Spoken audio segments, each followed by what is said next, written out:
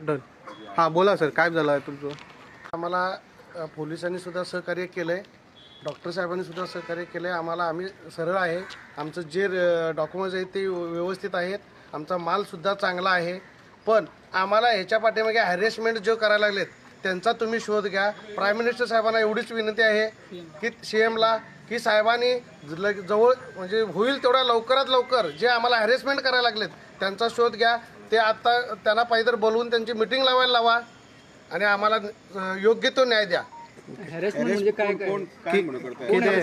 आमच्या गाड्या दोडामार्ग याला अडवायला लागलेत आणि चेकपोस्टला आणि इकडं ओके ॲनिमल हजबंडरीचं नाव सांगून आमच्या गाड्या अडवतात आणि आम्हाला इकडे आल्यानंतर सांगतात की आम्हाला ॲनिमल हजबंडरीचे लोक बोलायला म्हणून आणि हॅरेसमेंट करतात ते परत गाड्या अडवून डायरेक्ट पोलीस स्टेशनला घेऊन यायला लागलेत.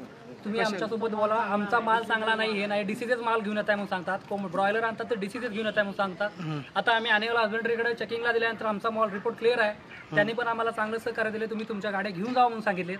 आणि ही लोक आम्हाला रोज रात्री आमच्या गाड्या 12-2ला अडवून परत पोलीस स्टेशनला घेऊन यायची रोज धमकी द्यायला लागलेत आणि पोलीस स्टेशनला घेऊन येऊन आपण पळून जायला लागले. लोक कोण आहेत आम्हाला माहित नाही.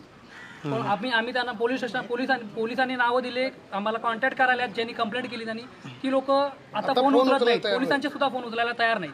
त्या लोकांनी म्हणजे CM साहेबांनी आमची मिटिंग घेऊन आम्ही पाहिजे CM साहेबांच्याकडे काही पाहिजे जातो त्यावेळेला आमचा काय तो न्याय द्यावा. ओके. कशाला अडवतात तिकडे दोडामार्गला?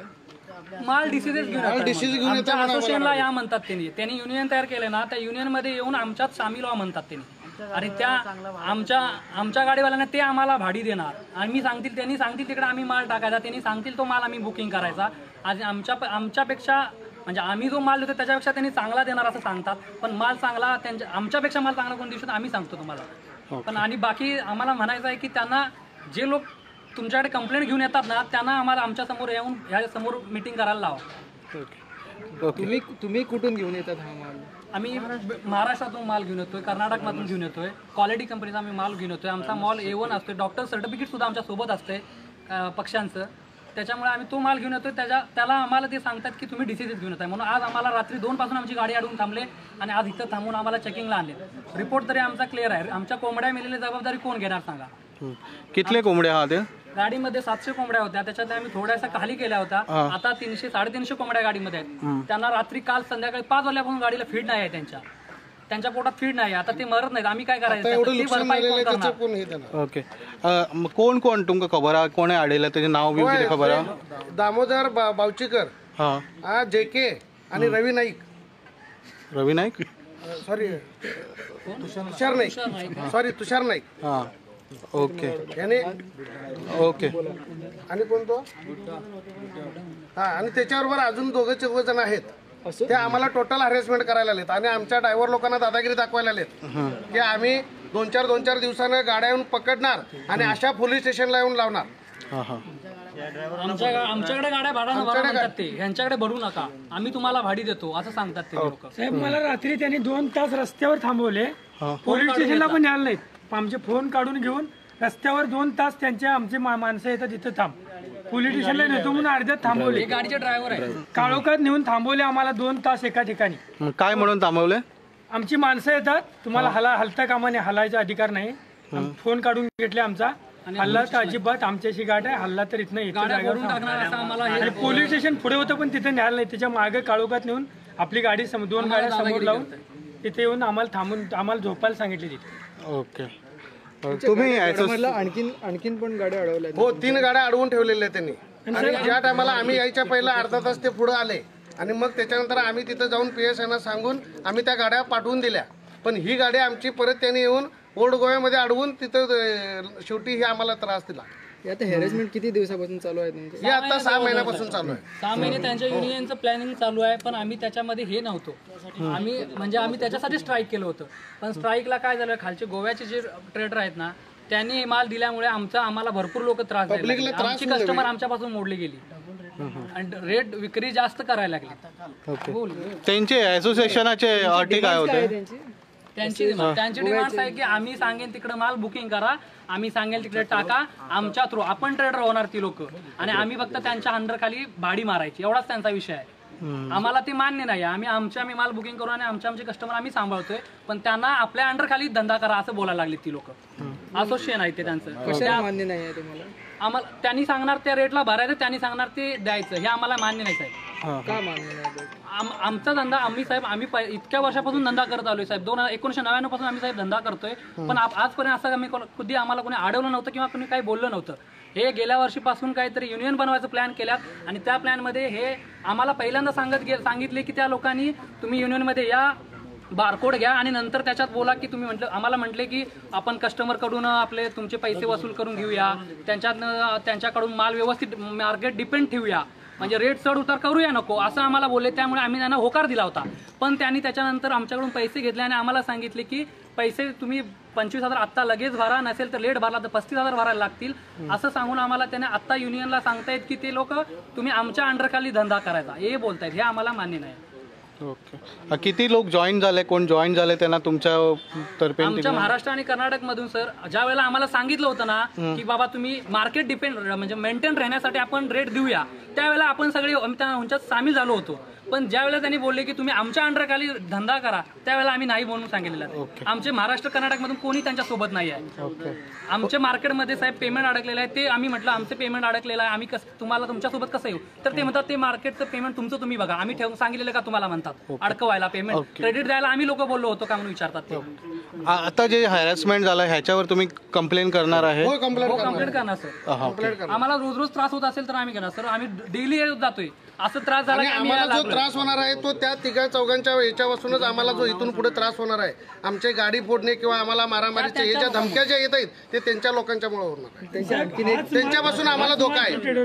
त्यांची आणखीन एक मागणी होती की तुमचे त्यांचा आरोप होता की तुमच्या क्वालिटी चांगली नाही म्हणून म्हणून तर आम्ही डॉक्टर सर्टिफिकेट दिलं आहे सर. डॉक्टर तुम्हाला सर ॲनिमल हजबंडरीच्या लोकांनी तुम्हाला दिलं आहे ना डॉक्युमेंट्स, आपल्याला रिपोर्ट दिले आहेत. आता साहेबांच्याकडे असतील बघा, पोलीस साहेबांच्याकडे की आपले रिपोर्ट दिले आहेत म्हणून, ते तर क्लिअर आहेत. साहेबच सांगायला तुमचे रिपोर्ट क्लिअर आहेत म्हणून, मग अजून काय हवं आहे त्यांना?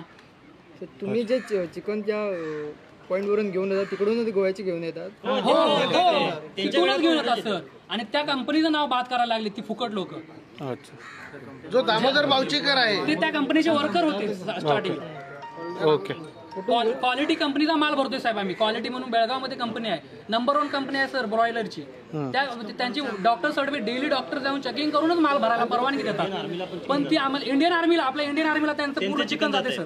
त्यांचं फूड जाते इंडियन आर्मीला पूर्ण. आपल्या त्यांचे प्लांट, त्यांच्या गाड्या होऊन त्यांचे प्लांट आहेत कटिंग प्लांट, त्या गाड्या त्यांना सप्लाय करतात चिकन इंडियन आर्मीला आपल्या. आणि आउट ऑफ कंट्रीला मॅकडॉनल्ड्स, KFC या सगळ्या गाड्यांना म्हणजे सगळ्या कंपन्यांना यांचं चिकन जाते. आणि त्या चिकनला आज ती लोक नावं ठेवत आहेत. त्याच्यामुळे तुम्ही विचार करा आणि आपल्या पब्लिकला समजू दे, असं काहीतरी करा. हे गोव्याचे असोसिएशन पण तिकडूनच देतात? हो, तिथूनच आणतात ते, तिथूनच आणतात. बावचीकर आहे तो तिथून तो त्या कंपनीमधूनच, त्या कंपनीचाच माल आणतोय, त्या कंपनीतूनच. आणि जिथून आम्ही आणतोय तिथूनच तो माल आणतोय. पण आम्ही त्यांच्या अंडरखाली, आम्ही महाराष्ट्राचे लोक त्यांच्या अंडरखाली येऊन धंदा करा म्हणून सांगतात. आम्हाला ते मान्य नाही म्हणून आम्हाला ते हॅरेसमेंट करायला लागले. आम्हाला म्हणून लोक ती त्रास देत आहेत. तुम्ही पैसे भरले का? आम्ही 25,000 भरलेला आहे गाडी मागे. आम्ही ऍट अ टाइम आम्ही भरलं होतं स्टार्टिंगला.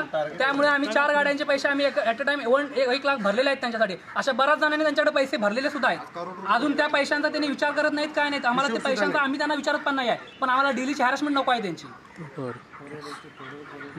आमचं मार्केटमध्ये पेमेंट अडकलं साहेब, ते आम्ही पेमेंट वसूल कसं करायचं म्हणून विचारतोय, तर ते म्हणतात ते तुमचं तुम्ही बघून घ्या. किती नुकसान झालंय तुमचं आतापर्यंत? किती माल अडकून माल आज ही गाडी आजपर्यंत कस्टमर आमची तुटून गेली. त्यांना माल आम्ही टायमात नाही दिल्यामुळे 4 लाखाचं नुकसान झालं. 4 लाखाचं नुकसान झालेलं आहे. ओके. टोटल अजून 4 लाखाचं नुकसान झालं पूर्ण. हो, आम्हाला त्यांनी आमच्या कस्टमरला तुम्ही आम्हाला ऑर्डर देऊ नका म्हणून सांगितले. ते आमची ऑर्डर आहे, ते आमचा लॉस झालेला आहे. आम्हाला धमकी द्यायला लागलीत की तुम्ही इकडे गाडी आणायची नाही, ह्या मार्केटला गाडी तुमच्या गाड्या फोडणार म्हणून सांगायला लागले.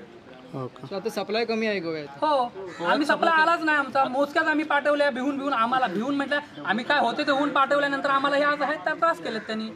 भरपूर लोकांनी द्यायचं बंद केले पक्षी. परत तुम्हाला परत असं केलं की तुम्ही काय करणार, काय ऍक्शन घेणार? आम्ही ऍक्शन आम्हाला गोव्याच्या आम्हाला सहकार्य समाजसेवकांनी, सोशल वर्करांनी आम्हाला तो न्याय द्यावा. आता नसेल त्यांना जर हे सगळं मान्य असेल त्यांचे चिकन रेट वाढू दे तर त्यांनी मग त्यांना दुसरं काय आहे, Goa one of the biggest market आहे, तुम्हाला सगळ्यात मोठी मार्केट आहे ते गोवा आहे. हो गोवा बिगेस्ट मार्केट गोवा आहे. गोवा चिकन सेंटरवाल्यांनी सगळ्यांनी विचार करून गोव्यातल्या लोकांनी विचार करून हा काहीतरी न्याय घ्यावा आणि आपल्या म्हणजे सीएम साहेबांसोबत आम्हाला म्हणजे सगळ्यांना घेऊन जाऊन आमचा काय ते म्हणजे प्रॉब्लेम आमचा सॉल्व्ह करावा एवढीच आमची इच्छा आहे साहेब. चिकनची रेट्स काय आहे आता? आता एकच दिवस काल सांगा. चिकन बंद झालं तर त्या लोकांनी चिकन डबल रेट मध्ये विकलं, डबल रेट मध्ये विकला आणि रेग्युलर सप्लाय जर असेल तर त्याला व्यवस्थित रेट मध्ये दिला जातोय माल. एकच दिवस माल थांबला तर डबल रेट मध्ये विकला गेला. ओके. तसे त्यांच्या नावावर टाकलं, आमची नुकसान भरपाई त्यांनी द्यावी. मेले तर आज दिवसभराची त्यांच्यावर कंप्लेंट करणार आहे. सगळी त्यांनी द्यायची. आपण अर्धा तास गाडी थांबले तर तुम्हाला कळलं बरोबर आहे ना. काल एक दिवस स्ट्राईक केलं पण त्या स्ट्राईक केल्यामुळे ज्या लोकांनी म्हणजे तुम्हाला आम्ही बोललो ना तिकडून कंपनीतून माल आणले त्याच लोकांनी डबल रेटला चिकन विकले. आज काल कस्टमरांना तोडले आमच्या डबल रेटने देऊन. ते लोक चाहे तो डबल रेट से ले करके बोला आहे. तुमचं स्ट्राईक होता तिकडे? आम्ही स्ट्राईक केला होता, आम्हाला त्यांच्या त्रास झाला त्रासाला कंटाळून आम्ही शेवटी स्ट्राईक करायचा निर्णय घेतला ना. यांच्या त्रासाला कंटाळून, कारण यांची अरेरवी दादागिरी, कारण आम्ही गोव्यामध्ये येऊन धंदा करत असल्यामुळे आमच्या ह्या भरलेल्या गाड्या मार्केटमध्ये घेऊन येत असल्यामुळे आम्ही त्यांना दादागिरी करू शकत नाही किंवा त्यांच्याशी अरेरवी करू शकत नाही, कारण आमच्या गाड्या मोकळ्या नसतात. आज आमच्यावरती ही वेळ काय आली तर आमची गाडी भरलेली होती म्हणून त्यांनी आम्हाला दादागिरी किंवा हॅरेसमेंट करण्याचा प्रयत्न केला. मग आम्ही त्यांच्याशी दादागिरी किंवा अरेरवी करू शकत नाही. त्याचा फायदा घेऊन ही लोक आम्हाला नाहक त्रास द्यायला लागले आणि आज आम्हाला केलं पण उद्या ह्या सर्वच लोकांना ते करणार आहेत. प्रत्येकाला असं आता सांगतायत की दररोज एक गाडीला आम्ही टार्गेट करणार. त्यांचं सांगणं आहे की दररोज एक गाडीला काय तर डिसीजेस बर्ड्स घेऊन येतात. आता चेकिंग तर झालेलं आहे, साहेबांनी रिपोर्ट पण दिलेला आहे. आता क्वालिटी सारख्या कंपनीला स्वतः घेऊन येतात त्यावेळेला डिसीज बर्ड नाही आणि आम्ही घेऊन आल्या मात्र डिसीज बर्ड म्हणून सांगतात. स्वतः तिथंच बेळगावमधून त्याच कंपनीतून खरेदी करतात. ते मात्र त्यांचे डिसीज बर्ड नाहीत आणि आम्ही जे आणतोय ते डिसीज बर्ड. म्हणून आज चेकिंग सुद्धा झाली. आता तुमच्या समोर चेकिंगचा रिपोर्ट पण क्लिअर आलेला आहे, तुम्ही आता बघून घेतलाय ते.